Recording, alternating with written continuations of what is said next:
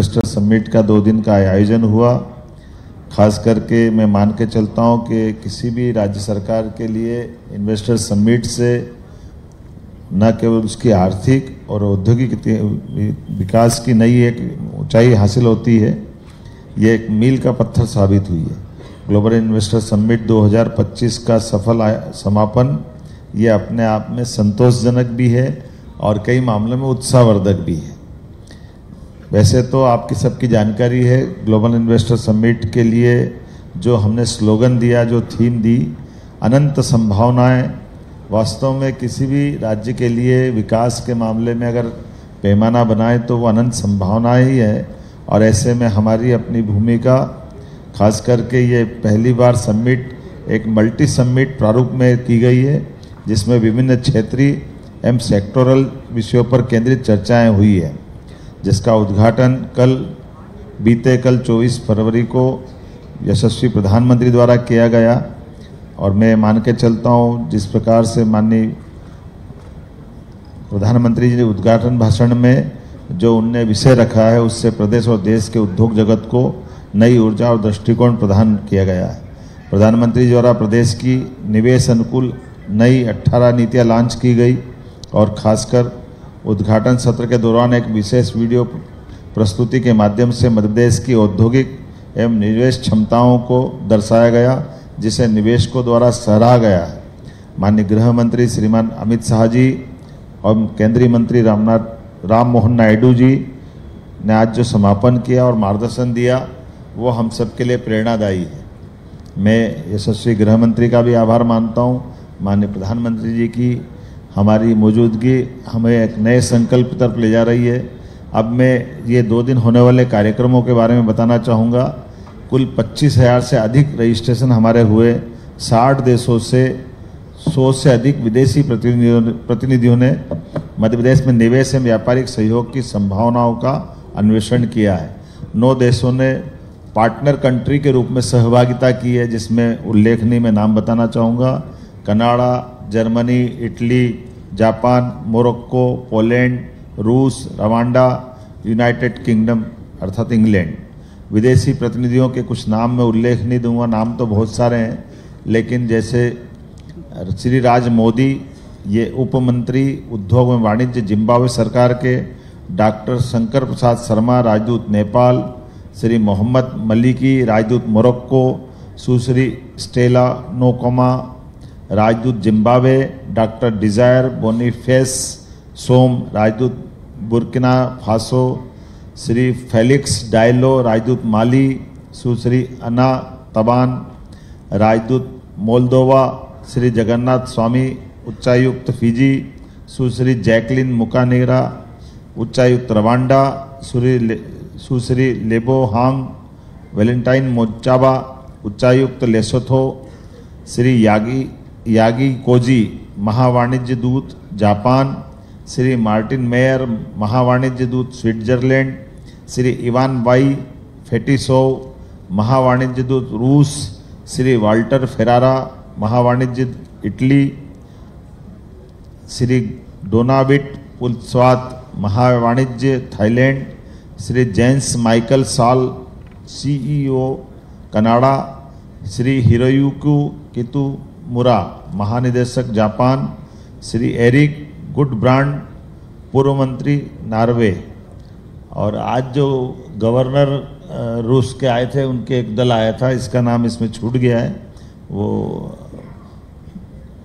अलग से पूरा दल लेके आए थे, मेरी उससे 1-to-1 हुई थी। अग्रणी उद्योगपतियों की भागीदारी, 300 से ज़्यादा वृहद इकाइयों के चेयरमैन, सीईओ, मैनेजिंग डायरेक्टर आदि इसमें इनने सक्रिय भागीदारी ली है।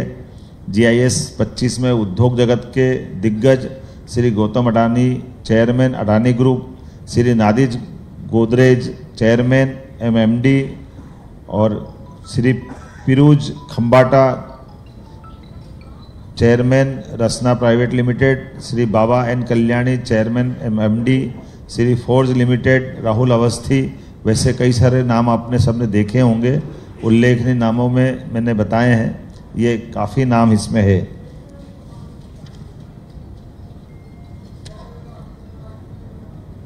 समिट में 70 से अधिक प्रमुख उद्योगों के उद्योगपतियों संगठनों के साथ 1-to-1 मीटिंग की गई, जिसमें Godrej, Patanjali, Arvind group, Aditya Birla group, Torrent group, Donear, INOX, JETRO, Gold crest cement, EaseMyTrip, counsellor, CJ, Jaitley, Japan प्रतिनिधिमंडल, यूनिक्लो उल्लेखनीय है कि जापान का सबसे धनी व्यक्तित्व के उनके अपनी टीम यहाँ आई, जिसने हमारे साथ रेडीमेड गारमेंट्स के ऊपर बिजनेस की संभावना हमने अपनी ढूंढी है और हमसे एमओयू किया है। ब्रिजस्टोन हेरिटेज, पूजा एंटरटेनमेंट एक प्रमुख मैन्युफैक्चरिंग है, रोड माइनिंग सहित कई सारे सभी सेक्टर में मैं मान के चलूँगा कि लंबी लिस्ट है, इसमें आप पढ़ लेंगे। GIS 2025 में 600 से अधिक B2G बैठकें, 5000 से अधिक B2B बैठकें आयोजित हुई, जिनमें उद्योगपतियों, निवेशकों, MSMEs ने भाग लिया है। पहली बार AI based business match making tool का उपयोग किया गया, जिसके आधार पर सही साझेदारों को जोड़ने में मदद मिली। बैठकों ने मध्य प्रदेश को वैश्विक औद्योगिक केंद्र के रूप में स्थापित करने में महत्वपूर्ण भूमिका अदा की है। इस बार ग्लोबल इन्वेस्टर समिट को और अधिक प्रभावशाली बनाने के लिए GIS में 6 विभागीय समिट का आयोजन किया गया। जैसे कि आपको जानकारी, ITM technology summit, renewable energy summit, MSME startup summit, tourism summit, mining summit, urban development summit. इन मिनी समिट में विभागों के साथ उद्योगों के विशेषज्ञों ने सीधा संवाद किया और राज्य की नीतियों पर विस्तार से चर्चा की और निवेश के अवसरों को एक तरह से रूपरेखा बनाने का काम किया है। इन मिनी समिट में लगभग 100 सेक्टर एक्सपर्ट उद्योगपतियों ने स्पीकर्स एवं पैनलिस्ट के रूप में अपनी भूमिका अदा की है। इस समिट के दरमियान 10 थीमेटिक सेक्टोरल सेशन का आयोजन किया गया। इसी में खासकर कृषि, खाद्य एवं डेयरी प्रसंस्करण, फार्मास्यूटिकल्स, चिकित्सा उपकरण, स्वास्थ्य सेवा, टेक्सटाइल एवं गारमेंट्स, लॉजिस्टिक्स, वेयर हाउसिंग, कौशल विकास, road infrastructure development, green hydrogen, सहकारिता जैसे महत्वपूर्ण क्षेत्रों में संवाद के कार्यक्रम हुए हैं।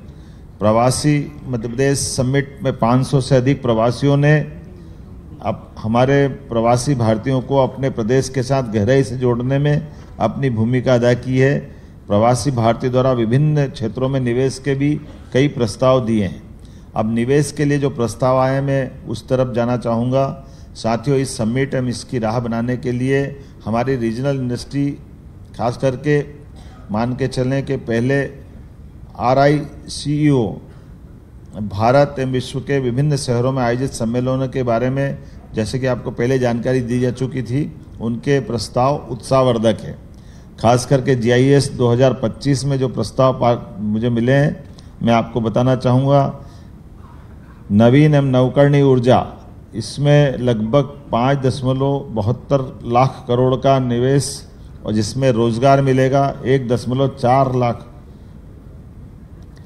करोड़ का, और इसी प्रकार से 1.4 लाख लोगों को रोजगार मिलेगा। लागत करोड़ों में है और रोजगार लाख में है। औद्योगिक नीति एवं नीति निवेश संवर्धन, इसमें 8,616 लाख करोड़ का 8.616 लाख करोड़ का निवेश है और इसमें 6 लाख लोगों को रोजगार मिलेगा। खनन एवं खनिज संसाधन को 3.22 लाख करोड़ का निवेश इसमें मिला है और 55,000 लोगों को रोजगार मिलेगा। शहरी विकास एवं आवास विभाग में 1.97 लाख करोड़ का निवेश हुआ है, जिसमें 2.3 लाख लोगों को रोजगार मिलेगा। ऊर्जा विभाग 1.47 लाख करोड़, जिसमें 20,000 लोगों को रोजगार मिलेगा। पर्यटन विभाग 68,000 करोड़ का है, जिसमें 1.2 लाख लोगों को रोजगार मिलेगा। विज्ञान एवं प्रौद्योगिकी, जिसमें 64,000 करोड़ का निवेश है, 1.8 लाख लोगों को रोजगार मिलेगा। तकनीकी शिक्षा, कौशल विकास एवं रोजगार, जिसमें 43,000 करोड़ का निवेश है, 51,000 लोगों को रोजगार मिलेगा। MSME में 21,000 करोड़ का निवेश है और 1.3 लाख लोगों को रोजगार मिलेगा। सार्वजनिक स्वास्थ्य एवं परिवार कल्याण 17,000 करोड़ का है, इसमें 49,000 लोगों को रोजगार की अपेक्षा की गई है। उच्च शिक्षा विभाग में 7,000 करोड़ का निवेश, इसमें 15,000 लोगों को रोजगार की संभावना बताई गई है। उद्यानिकी एवं खाद्य प्रसंस्करण विभाग 4000 करोड़ का, जिसमें 8000 लोगों को रोजगार की संभावना। चिकित्सा शिक्षा विभाग में इसमें 3000 करोड़ का निवेश संभावित है, इसमें 9000 लोगों को रोजगार मिलेगा। विमानन में भी हमारी बड़ी भूमिका ध्यान में आई है। विमानन के माध्यम से लगभग 1400 करोड़ के प्रस्ताव विभाग को मिले हैं, ये लागत की दृष्टि से। और पीडब्ल्यू में 1.3 लाख करोड़ के, ये उल्लेखनीय, खास करके इस नाते से भी बताना चाहूँगा, NHAI ने अकेले 1 लाख करोड़ से ज़्यादा का हमारे अपनी सरकार के साथ MOU किया है, अर्थात 1.30 लाख करोड़ के MOU इनके साथ हुए। कुल मिलाकर के अगर हम GIS की बात करें तो GIS में 24.51 लाख करोड़, अडानी ग्रुप के 2.10 लाख करोड़, कुल योग 26.61 लाख करोड़ का ये GIS का टोटल आता है। और ऐसे ही कुल योग अगर अपन नौकरियों की बात करेंगे तो 16 और 1 17.30 लाख लोगों को नौकरियां मिलेगी।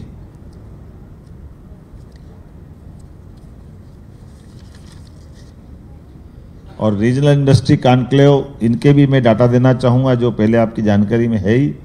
रीजनल इंडस्ट्री कॉन्क्लेव के अलग अलग जो हमारे आंकड़े हैं वो 2.34 लाख करोड़ के, जिसमें 2.74 लाख रोजगार का। इंटरेक्टिव सेशन जो हमारे अपने राज्य के बाहर जो बाकी राज्यों में जाकर हमने किए थे उसमें 1.42 लाख करोड़ के और 1.32 लाख नौकरियां।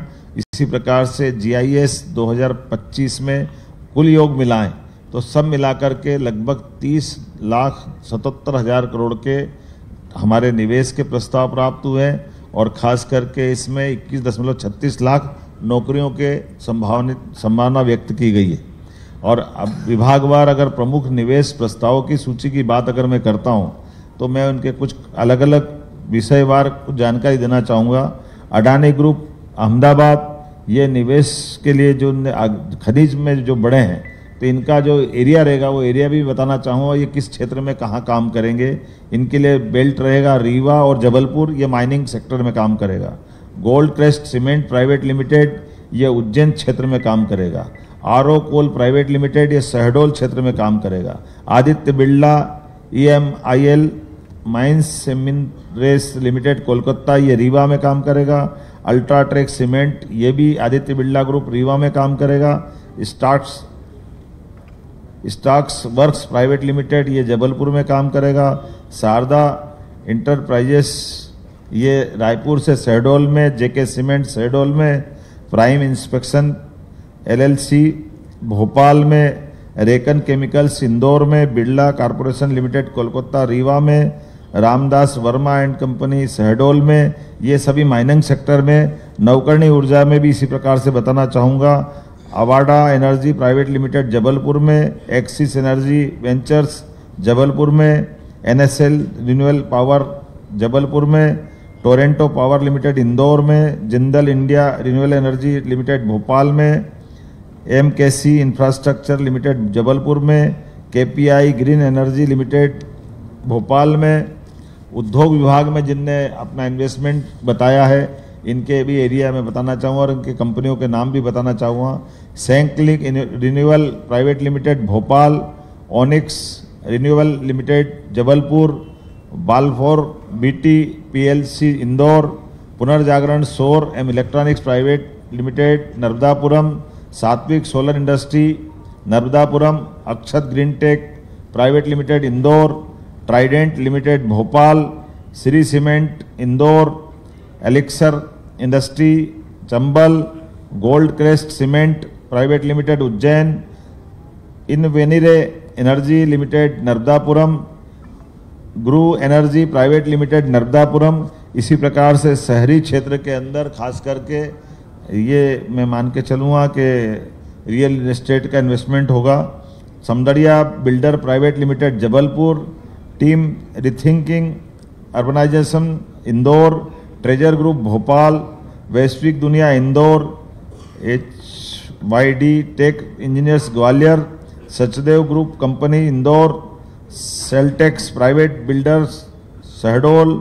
Ghanaram infrastructure private limited Jhansi, Sagar, JSW cement Sagar, Bansal construction private limited Indore, और इसी प्रकार से एनर्जी सेक्टर में भी Hexa Climax, Oriana power limited, ये सब अलग अलग क्रमशः रीवा, जबलपुर, रीवा, इंदौर, उज्जैन, ऐसे ये इसकी डिटेल दे दूंगा, बहुत सारे नाम हैं। पर्यटन में भी इसी प्रकार का है, प्राइवेट पर्यटन के भी कई हमारे शहरों के नाम रिपीट भी हो रहे हैं, तो ये मान के चलें कि ये डिटेल आपको पास आ ही जाएगा। इसमें इन सारी लोगों का अपना अपना, इसमें आध्यात्मिक दृष्टि से ओंकारेश्वर के भी प्रस्ताव है, तो अमलतास होटल प्राइवेट लिमिटेड इंदौर में अपना इन्वेस्टमेंट कर रहा है। Field day rooms and hotels Bhopal में, एक अच्छी बात है कि भोपाल में भी बड़े पैमाने पे लोगों ने, दैनिक भास्कर ग्रुप ये भी भोपाल में आ रहा है, EIH लिमिटेड, ट्रेजर ग्रुप, ये सब भोपाल में इस प्रकार के कामों को करने आ रहा है। MSME भी कई प्रकार से, इनके भी वर्की प्राइवेट, भगवती तीर्थ, आहारम मिल्स, नीले पानी की प्रौद्योगिकी, डिटिलवी एक्सपोर्ट, EGTech इंटरप्राइजेस, इकोश्योर, पालमोल्डिंग, फेलिक्स जेनरिक, इंदौर, भोपाल, नर्मदापुरम, इसी प्रकार के जिलों में ये भी इन्वेस्टमेंट करने वाले हैं। तकनीकी शिक्षा वाले, स्वास्थ्य हेल्थ वाले, विज्ञान टेक्नोलॉजी वाले, ऐसे कई प्रकार के लोग क्रमशः उन्हीं संभागों में जो मैंने पूर्व में उल्लेख किया है, सब मिलाकर के हमारे विभिन्न सेक्टर में 85 से अधिक MOU हुए हैं। NHI PWD के बीच जो मैंने बताया 1.30 लाख करोड़ का हमारा MOU, ये उल्लेखनीय है। राष्ट्रीय राजमार्ग पे PWD के साथ मिलकर के ये बड़ा MOU हुआ है, और ये सबसे हटके भी है, जिससे बेहतर कनेक्टिविटी, उद्योगों को बढ़ावा और आर्थिक प्रगति सुनिश्चित होगी। आज इस समिट का समापन इस ऐतिहासिक उपलब्धि के साथ हो रहा है। यह केवल निवेश का मंच नहीं, बल्कि विचार मंथन, नीति निर्माण एवं भविष्य की दिशा तय करने का अवसर है।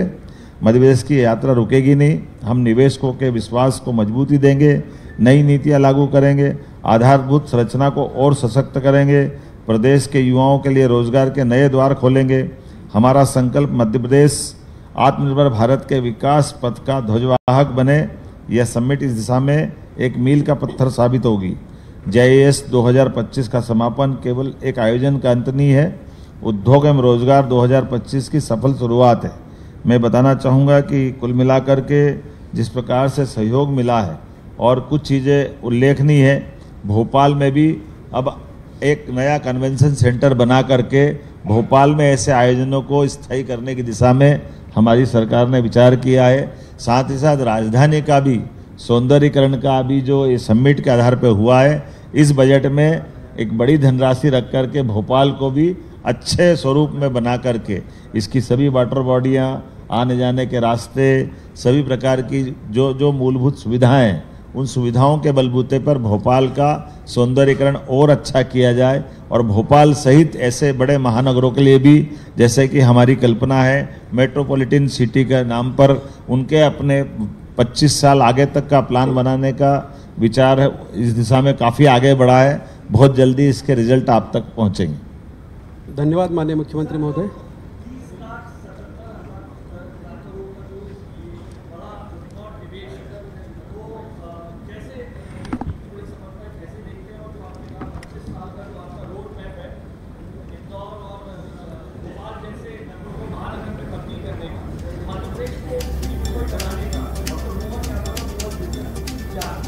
मिनी बम्बई ने ये अपने आप में स्वाभाविक रूप से जिनकी प्रगति हो रही है, उनको अपने जिलों से युक्तियुक्तकरण के आधार पर मेट्रोपॉलिटन कल्पना के अनुसार कई राज्यों ने अच्छे प्रयोग किए हैं। उन प्रयोगों को हम अपने यहाँ दोहरा करके भविष्य की दृष्टि से ऐसे कई विकास के काम कर रहे हैं। लेकिन अभी तो मैं इसकी बात करूंगा, उसकी प्रेस अलग करेंगे जब आने वाला है। सुधीर, हेलो।